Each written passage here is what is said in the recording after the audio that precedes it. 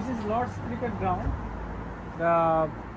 যেই স্টেডিয়াম থেকে আসলে ক্রিকেটের জন্ম এবং ইংল্যান্ড ক্রিকেট টিমের home of cricket ground. And at the same time England ক্রিকেটের যে cricket board, this stadium is the English cricket home ground and cricket board.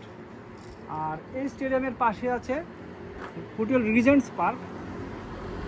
Hotel Regent's পার্কে সাধারণত যারা ট্যুরাররা আসেন অন্যান্য দেশ থেকে তারা এখানে থাকেন। এটা একটা 5 স্টার মানের হোটেল, যেটা ইংল্যান্ড নর্থ গেটের কর্নারে অবস্থিত। আমি প্রায় এই রুট দিয়ে হেঁটে যাই, তো ভাবলাম যে এটা আপনাদের সাথে শেয়ার করি, যেহেতু অনেক বাংলাদেশের সব মানুষই আসলে ক্রিকেট প্রেমী।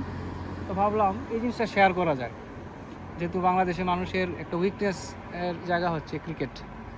So thank you.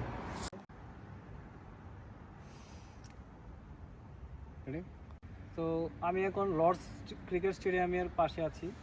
তো এটা হচ্ছে লর্ডস স্টেডিয়ামের বাইরের ওয়াল।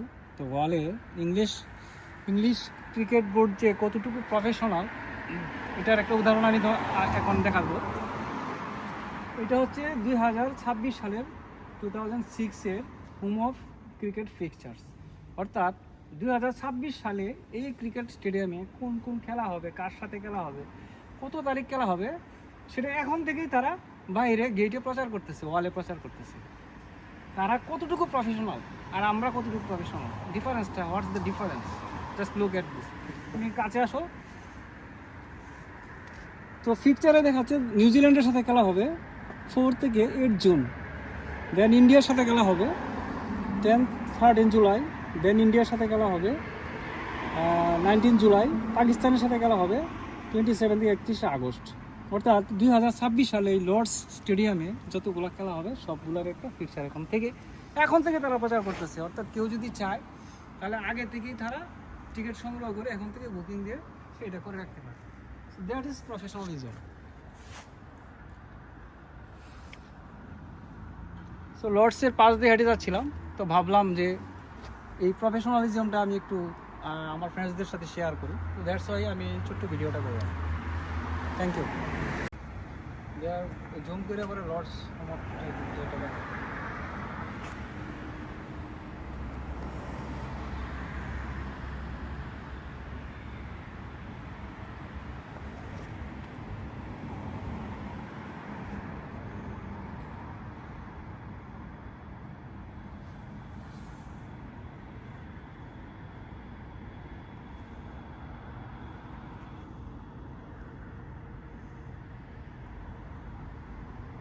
কেটে দেবো।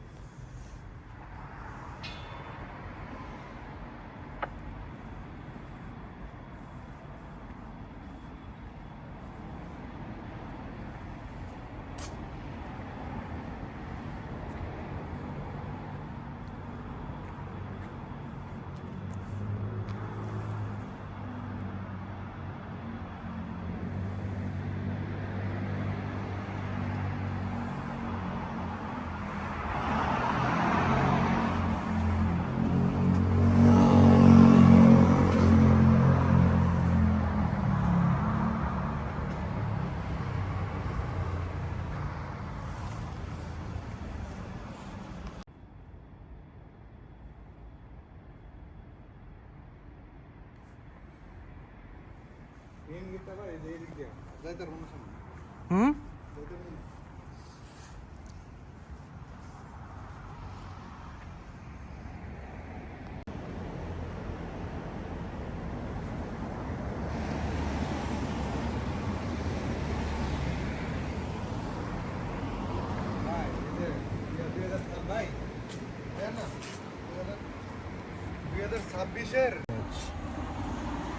দুই হাজার ছাব্বিশের শিডিউল এখনই দেওয়া দেখছেন।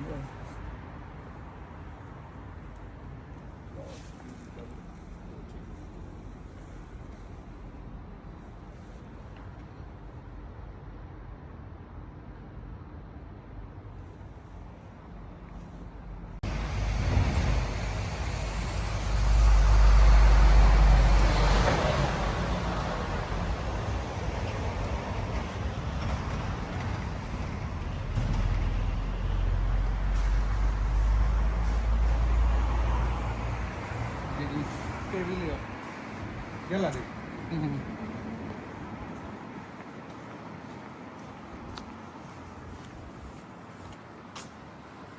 আর হেবারও ঢাও আছে ভাই।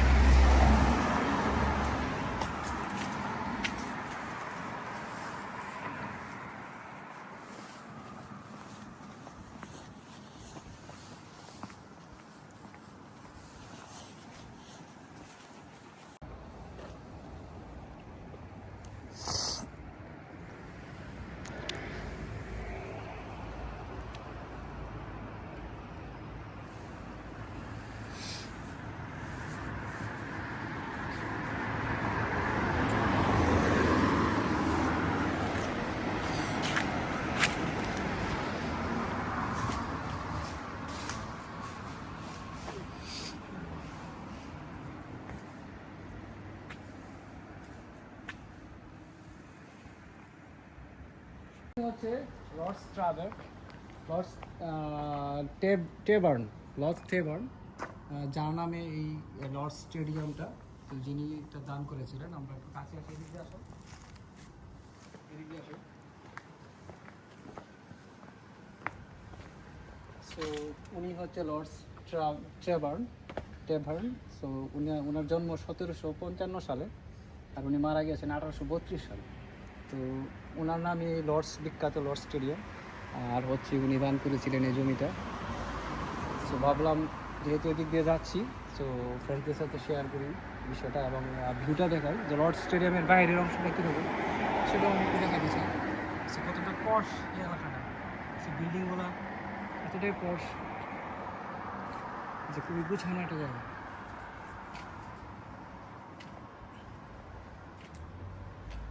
There is the another gate of Lord Stadium. এটা হচ্ছে খুব সম্ভবত সাউথ গেট। আর এটা হচ্ছে পুরোটা রাস্তা, আর আশেপাশের আবাসিক ভবন।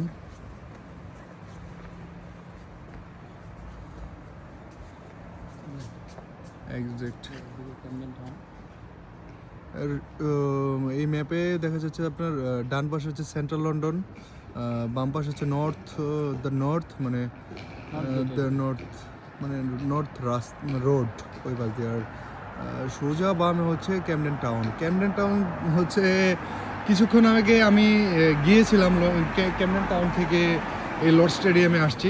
মানে ক্যামডেন টাউন হয়েই লর্ড স্টেডিয়ামে আসতে হয়। তো এই ক্যামডেন টাউন জায়গাটা আমি আপনাদের অন্য একটা সময় ঘুরিয়ে নিয়ে আসবো। এতটা পশ এবং এতটা এলিট একটা জায়গা আপনারা আসলে নিজের চোখে না দেখলে কখনো বিশ্বাস করবেন না যে ব্রিটিশ সিটিজেন যারা, ব্রিটেনার, অ্যাকচুয়ালি জেনুইন ব্রিটেনার যারা, তারা ওই ক্যামডেন টাউন প্লেসে স্টে করে। তো তারা এত পরিমাণ শৌখিন এবং তারা এতটাই উন্নত, আসলে দেখলে চোখ জুড়িয়ে যায়। হেঁটে যাচ্ছি লর্ড স্টেডিয়ামের, লর্ড ক্রিকেট গ্রাউন্ডের পাশ দিয়ে। এটা হচ্ছে পেভিলিয়ন, লর্ডের নার্সিং পেভিলিয়ন খুব সম্ভবত।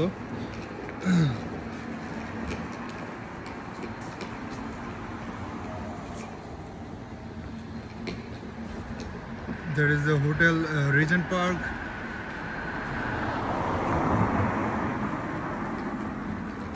আমি আরেকটা জিনিস আপনাদের দেখাতে চাই, যে জিনিসটা খুব ফেমাস একটা জিনিস এই লর্ড ক্রিকেট গ্রাউন্ডের, সেটা সামনে গিয়ে বামে গেলেই একটু দেখতে পারবো।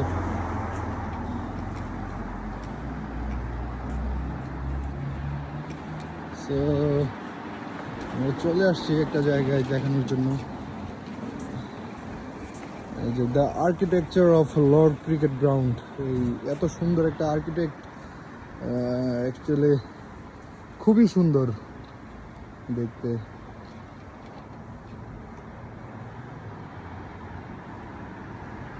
So this is the Lord Cricket Ground.